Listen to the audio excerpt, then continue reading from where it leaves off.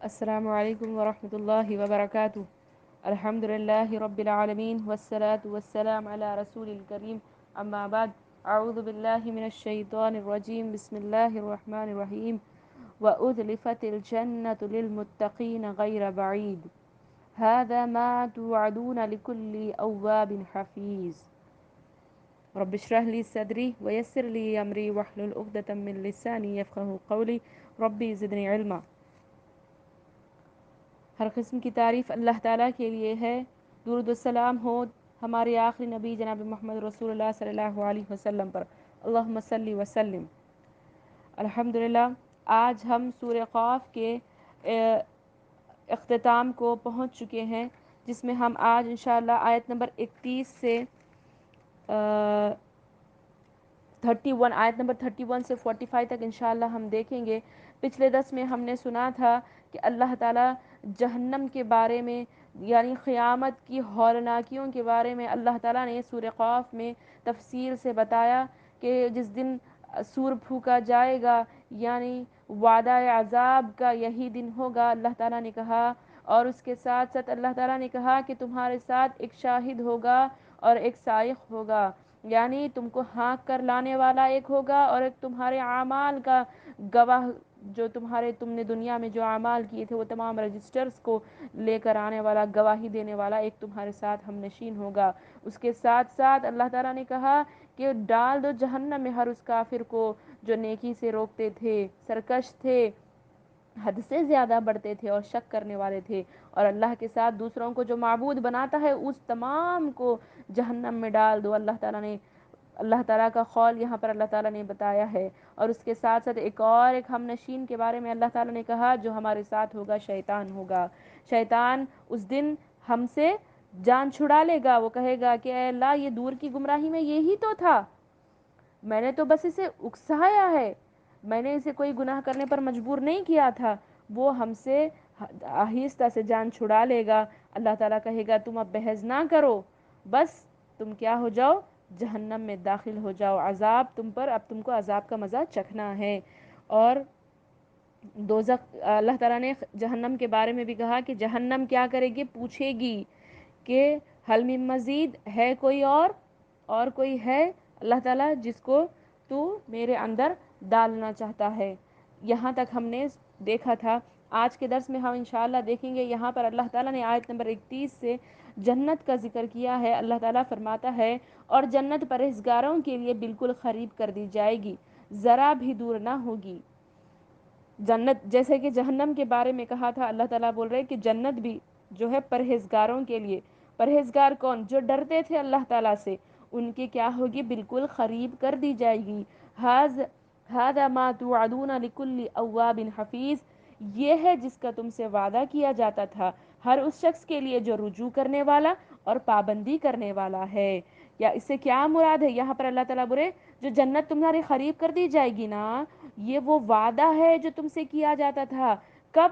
دنیا میں، جو ہم قرآن میں، حدیث میں دیکھتے تھے، جو اللہ تعالیٰ نے جنت کا تم سے وعدہ کیا ہے۔ جنت کا وہاں پر اللہ تعالیٰ قیامت کے دن کا وہاں پر منظر کشی کر رہے، جیسے جہنمیوں کو کہا نا کہ ڈال دو جہنم میں، تو اس طرح جنتیوں کے لیے اللہ تعالیٰ یہاں پر وہ وہاں کا جو سین ہے اس کو بہترین انداز میں اللہ تعالیٰ یہاں پر بیان کر رہے اور بول رہے کہ جنت کو قریب کر دیا جائے گا، کس کے؟ متقی کے، جو پرہیزگار تھا، جو ڈرنے والا تھا اللہ تعالیٰ سے، اس کے قریب کر کر بولیں گے اللہ تعالیٰ یہ تمہارے لیے ہے۔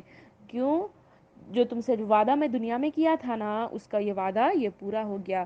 اور جو رجوع کرنے والا، اللہ تعالیٰ ساتھ میں بولے ہر اس شخص کے لیے جو رجوع کرنے والا اور پابندی کرنے والا۔ رجوع کرنے والے سے مراد کیا ہے؟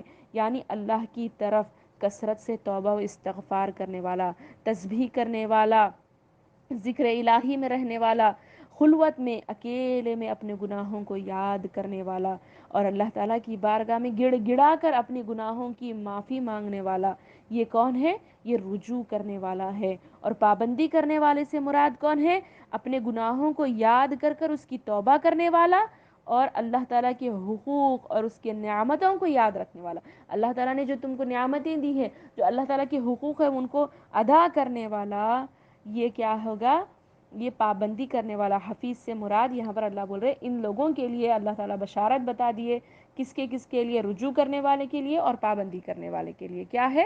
جنت ان کے قریب کر دی جائے گی۔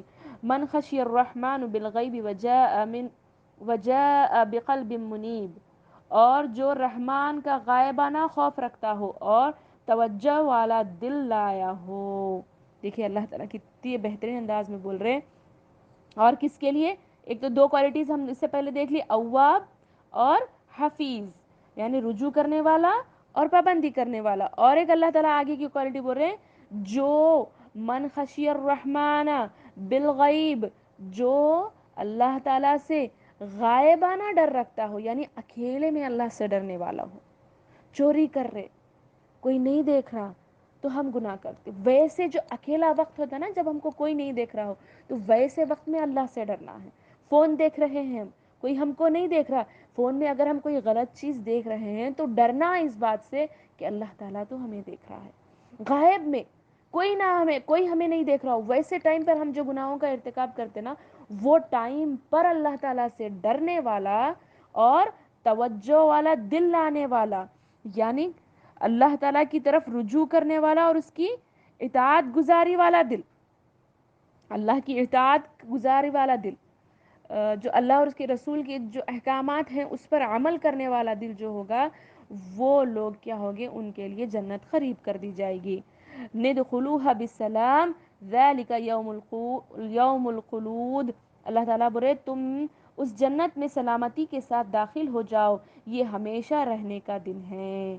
دیکھیے اللہ تعالیٰ کتنا بہترین انداز میں کس کے لیے چار یہاں پر کوالٹیز اللہ تعالیٰ بتائے کہ اواب، حفیظ، خشی الرحمن بالغیب اور بقلب منیب، یہ چار کوالٹیز قرآن میں کوٹ کر لیجئے، یہ چار کوالٹیز والوں کے لیے، اکیلے میں ڈرنے والے، رجوع کرنے والے، پابندی کرنے والے، اور اللہ تعالیٰ کے طرف توجہ والا جس کا دل ہوگا، یہ چار کوالٹیز والوں کے لیے اللہ تعالیٰ بولے تم اس جنت میں سلامتی کے ساتھ داخل ہو جاؤ اور یہاں پر ہمیشہ کے لیے تم کو رہنا ہے۔ یہاں پر اتنے بہترین انداز میں اللہ تعالیٰ بولے لَهُم مَا يَشَاءُونَ فِيهَا وَلَدَيْنَا مَزِيدٌ، یہ وہاں جو چاہیں انہیں ملے گا، بلکہ ہمارے پاس اور بھی زیادہ ہے۔ اللہ تعالیٰ بولے صرف جنت میں نہیں ڈالیں گے، بلکہ جنت میں جانے کے بعد اللہ تعالیٰ آگے کا مرحلے کے بارے میں بول رہے وہاں تمہیں جو چاہے وہ ملے گا۔ تم ایسا امیجن کر رہے کہ میرا دل یہ چیز کھاؤں بول رہا، اللہ تعالیٰ پیش کر دیں گے۔ تمہارا دل بول رہا کہ میں فلاں جگہ گھومنے جاؤں، اللہ تعالیٰ تمہارے کو وہاں پر لے جائیں گے۔ تمہارا دل بول رہا کہ میں میرے ماں باپ سے ملوں، اللہ تعالیٰ وہاں پر اپنے ماں باپ سے آپ کو ملائیں گے۔ جو چیز آپ چاہتے ہیں وہ تمام آپ کی خواہشیں ملیں گی، اس کے ساتھ ساتھ اللہ تعالیٰ کیا بول رہے ہمارے پاس اور بھی زیادہ ہے، جو چاہے وہ تو ملے گا ہی ملے گا، اس کے ساتھ اور بھی زیادہ ہے۔ اور بھی زیادہ سے مراد کیا ہے؟ اور بھی زیادہ سے مراد یہ ہے کہ اللہ تعالیٰ کا دیدار نصیب ہوگا۔ اللہ تعالیٰ مجھے اور آپ کو اللہ کا دیدار نصیب فرمائے۔ ہم اس کے بندے ہیں، ہم اس بات کا حق رکھتے ہیں کہ ہم اللہ کو دیکھیں، اللہ تعالیٰ ہمیں اپنا دیدار نصیب فرمائے۔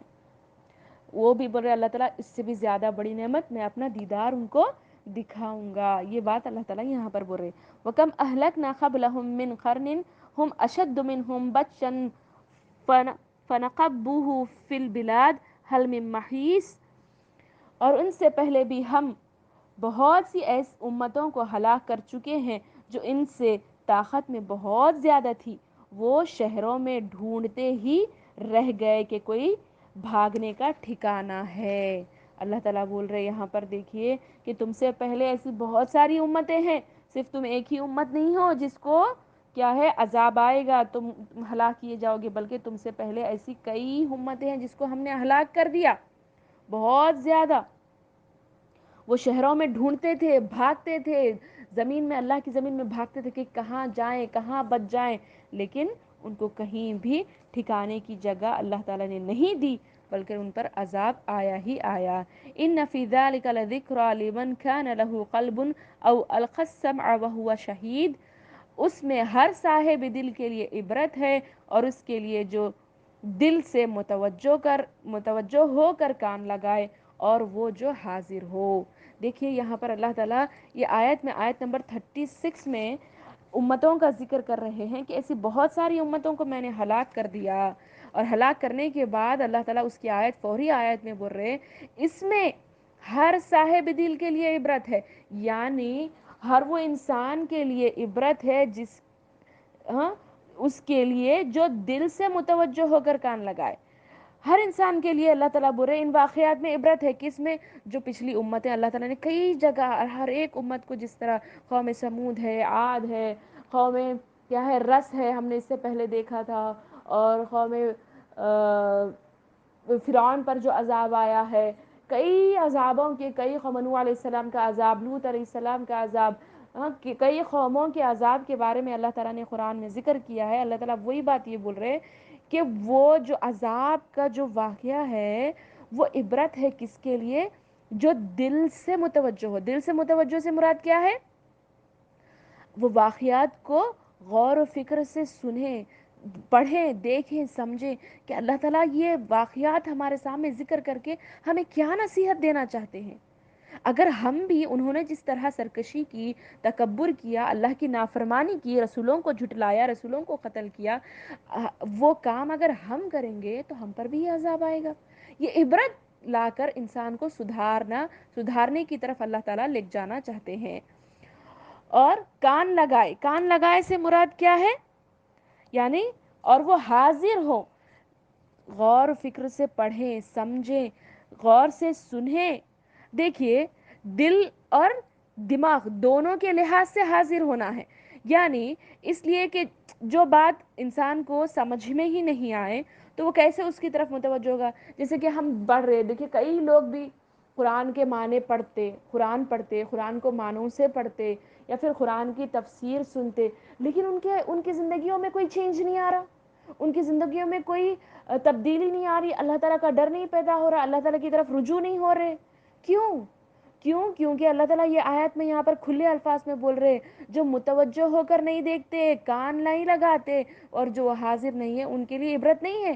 ان کے لیے عبرت ہے جو متوجہ ہو کر دل سے سنتے ہیں، کان لگاتے ہیں اور حاضر ہوتے ہیں، یعنی سننے کے بعد وہ چیز پر غور و فکر کرنا۔ آج اللہ یہ آیت سنائے تو کیوں سنائے میرے کو؟ کیا وجہ رہیں گی؟ اللہ اس آیت سے مجھے کیا پیغام دینا چاہتے ہیں؟ ہم سٹیٹس میں دیکھتے ہیں، دیکھیے آج کل تو ٹرینڈ ہے سٹیٹس لگانے کا، سٹیٹس میں قرآن کی آیتیں آتی ہیں، نیچے انگلش میں، اردو میں ٹرانسلیشنز آتے ہیں، ہم دیکھتے ہیں، دیکھنے کے بعد ہم وہ چیز غور کرنا کہ اللہ آج میرے کو یہ آیت قرآن کی سنائے یہ معنی کے ساتھ، تو میرے کو اللہ کیا پیغام دینا چاہ رہے اس بات سے؟ کیا میسیج دے رہے؟ کیا میرے کو اللہ تعالیٰ کے صبر کی تلقین دے رہے، یا پھر کچھ نیکی کا حکم دے رہے؟ میں کیا نیکیوں میں کم ہو گئی ہوں، یا میرے اندر صبر ختم ہو گیا ہے اسی لیے صبر کے بارے میں بولے؟ تو یہ ہے قرآن پر تدبر کرنا، غور و فکر کرنا، سوچنا کہ کیوں اللہ مجھے سنا رہے، کیوں اللہ یہ بول رہے حاضر رہنا ہے۔ دیکھیں سن رہے لیکن اپنی زندگیوں میں چینج نہیں آ رہا تو ڈرو اللہ سے کہ قرآن کا ہم پر کوئی اثر نہیں ہو رہا۔ تو سوچو، غور و فکر کرنا یہاں پر مراد ہے۔ وَلَقَدْ خَلَقْنَا السَّمَاوَاتِ وَالْأَرْضَ وَمَا بَيْنَهُمَا فِي سِتَّةِ أَيَّامٍ وَمَا مَسَّنَا مِن لُغُوبٍ۔ اللہ تعالیٰ بولے یقیناً ہم نے آسمان اور زمین اور جو کچھ اس کے درمیان ہے سب کو صرف 6 دن میں پیدا کیا، اور ہمیں تھکان نے چھوا تک نہیں۔ اللہ تعالیٰ یہاں پر آیت میں کتنے بہترین انداز میں اپنے بارے میں بتا رہے کہ دیکھیے جو آسمان ہے، زمین ہے اور تمام اس کے درمیان کی چیزوں کو اللہ تعالیٰ نے صرف 6 دن میں پیدا کیا، اور اللہ بولے اتنے چیزوں کو میں پیدا کیا لیکن مجھے تھکان نے چھوا تک نہیں۔ آج ہم دن بھر میں، ہم اللہ سے اپنے آپ کو کمپیئر نہیں کرنا، نعوذ باللہ میں نہیں کمپیئر کر رہی ہوں، لیکن میں ایک دیکھیے، غور کیجئے، کوئی ایک ہم کام کرتے ہیں، دن بھر اگر ہم کوئی کام کر لیتے ہیں تو ہم پھر 2 دن ہمارے لیے ریسٹ ہونا پڑتا ہے، تھکان۔ لیکن اللہ بولے تمام دنیا کی چیز، پہاڑ، آسمان، جھاڑ، پرند چرند، جو چیزیں ہیں تمام چیزیں اللہ تعالیٰ نے پیدا کی ہے، فروٹس ہیں، ترکاریاں ہیں، پانی ہے، میٹھا پانی، کھارا پانی، کیا کیا اللہ نے دنیا میں پیدا کیا، وہ تمام چیزیں پیدا کر دی۔ لیکن اللہ تعالیٰ بول رہے کہ مجھے تھکان نے چھوا تک نہیں، بالکل اللہ تعالیٰ تھکے ہی نہیں۔ فَاصْبِرْ عَلَى مَا يَقُولُونَ وَسَبِّحْ بِحَمْدِ رَبِّكَ قَبْلَ طُلُوعِ الشَّمْسِ وَقَبْلَ الْغُرُوبِ۔ اللہ تعالیٰ اس آیت میں دیکھیے آرڈر دے رہے ہم کو، ہمیں یہ آیت سے معلوم ہوتا ہے، بہت ہی بہترین آیت ہے، آیت نمبر 39 کوٹ کیجئے اور غور سے سب لوگ سنیے کہ پس یہ جو کچھ کہتے ہیں آپ اس پر صبر کریں اور اپنے رب کی تسبیح تعریف کے ساتھ بیان کریں، سورج نکلنے سے پہلے بھی اور سورج کے غروب ہونے سے پہلے بھی۔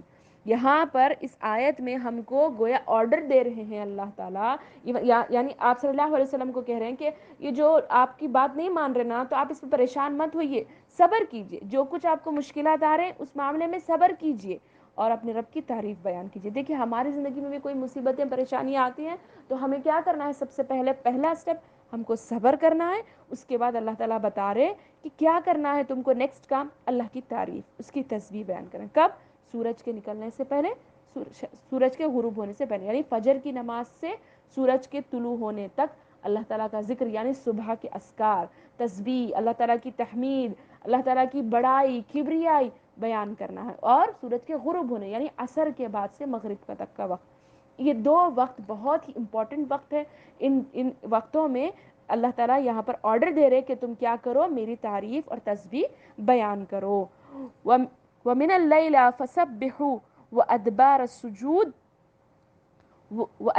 السُّجُودِ، اور رات کے کسی وقت بھی تسبیح کریں اور نماز کے بعد بھی۔ یہاں پر دیکھیں رات کے کسی بھی وقت تسبیح سے مراد کیا ہے؟ تہجد کا اہتمام کرنے کا یہاں پر اللہ تعالیٰ بول رہے کہ رات میں جب تم اٹھو تو کچھ نماز، کچھ حصہ اللہ تعالیٰ کی عبادت کے لیے نکالو، اللہ تعالیٰ کی تسبیح بیان کرو، تہجد پڑھو، اور نماز کے بعد بھی۔ نماز کے بعد یعنی یہاں پر نماز کے بعد سے مراد تسبیحات لی ہے۔ نبی کریم صلی اللہ علیہ وسلم نے فرض نماز کے بعد کچھ تسبیحات بتائیں، جیسے کہ کون سے؟ سبحان اللہ 33 مرتبہ، الحمدللہ 33 مرتبہ، اللہ اکبر 34 مرتبہ۔ یہ جو تسبیحات ہیں یہ ہم مراد لے سکتے ہیں، علماء اکرام کچھ مراد لیتے ہیں۔ کچھ علماء یہ کہتے ہیں کہ ادبار السجود سے مراد مغرب کے بعد کی 2 رکعتیں ہیں، یعنی جو مغرب کے بعد 2 رکعتیں سنت ہم پڑھتے ہیں، کچھ علماء وہ کہتے ہیں، اور کچھ کہتے ہیں کہ نماز کے بعد جو تسبیحات آپ صلی اللہ علیہ وسلم نے پڑھنے کے لیے کہا تھا تو ان کا اہتمام کرنا یہاں پر بتایا جا رہا ہے۔ فَاسْتَمِعْ، یہاں پر تسبیحات کا بتایا جا رہا ہے۔ آخر میں اللہ تعالیٰ سے دعا کرتی ہوں کہ اللہ تعالیٰ ہم تمام کو کہنے سننے سے زیادہ عمل کرنے کی توفیق عطا فرمائے۔ کچھ آیتیں رہ گئی، وقت زیادہ ہونے کی وجہ سے کچھ آیتیں رہ گئی، انشاءاللہ اگلے درس میں ان مکمل کروں گی میں آگے کی آیتیں انشاءاللہ۔ تو اللہ تعالیٰ ہم تمام کو قرآن کے مطابق زندگی گزارنے والا بنائے، قرآن پر تدبر اور تذکر کرنے کی اللہ تعالیٰ ہم کو تفکر کرنے کی اللہ ہم تمام کو توفیق عطا فرمائے، آمین۔ السلام علیکم ورحمۃ اللہ وبرکاتہ۔